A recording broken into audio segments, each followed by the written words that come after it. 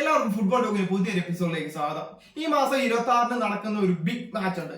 Brazil Argentina മത്സരം തന്നെ. അത് 26-ാം തീയതി Brazil Argentina world cup qualification മത്സരം നടക്കുന്നുണ്ട്. അതേപോലെ 27-ാം തീയതി എംപുരാന്റെ റിലീസാണ്. അപ്പൊ തലേ ദിവസം ജയിക്കുന്നവർക്ക് ഇരട്ടി മധുരമാണെന്ന് പറയാം. കാരണം എംപുരാന്റെ ഒരു വലിയൊരു പ്രതീക്ഷകളോടെയാണ് എംപുരാൻ നമ്മൾ കാത്തിരിക്കുന്നത്.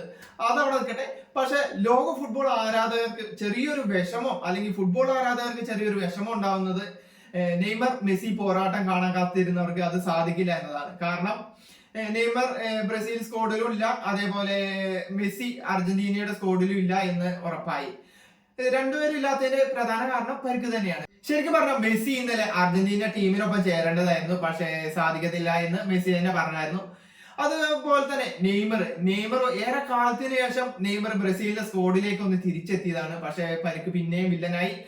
നെയ്മറിന് പകരം എൻട്രിക്കിനെ അവിടെ സ്ക്വാഡിലേക്ക് എടുത്തിട്ടുണ്ട്. നെയ്മർ മെസ്സി ഇല്ലെങ്കിലും മികച്ചൊരു കളി കാണാൻ തന്നെ കഴിയുമെന്നാണ് ആരാധകർ പ്രതീക്ഷിക്കുന്നത്. ആ ഒരു പ്രതീക്ഷ എന്തായാലും തെറ്റത്തില്ല എന്നാണ് എല്ലാവരുടെയും വിശ്വാസം. പക്ഷെ ഒരു പ്രശ്നമുള്ളത് അർജന്റീന സ്ക്വാഡിൽ തന്നെയാണ്. അർജന്റീന സ്ക്വാഡിൽ മെസ്സി ഇല്ലാത്ത സമയത്ത് അവരുടെ സ്ക്വാഡ് ചെറുതായിട്ടൊന്ന് ദുർബലമാവാറുണ്ടോ എന്നൊരു സംശയം തോന്നാറുണ്ട്. അതേപോലെ ലിസാൻഡോ മാർട്ടിനസ് മെസ്സി ഇല്ലാത്ത അർജന്റീനയ്ക്ക് ലിസാൻഡോ മാർട്ടിനസിനെ ഡിബാലേനെ നഷ്ടമാവും എന്നതും അർജന്റീനയെ പുറകിലേക്ക് വലിക്കുന്നുണ്ട്. പക്ഷെ അവരുടെ ഒരു കുറച്ചും കൂടെ ആത്മവിശ്വാസം കൂട്ടുന്ന കാര്യം എമി മാർട്ടിനസ് ടീമിലുണ്ടാവും. ഗോൾ കീപ്പറായിട്ട് എമി മാർട്ടിനസ് ഉണ്ടാവുന്നത് അർജന്റീനയുടെ ഒരു വലിയൊരു ആശ്വാസം തന്നെയാണ്.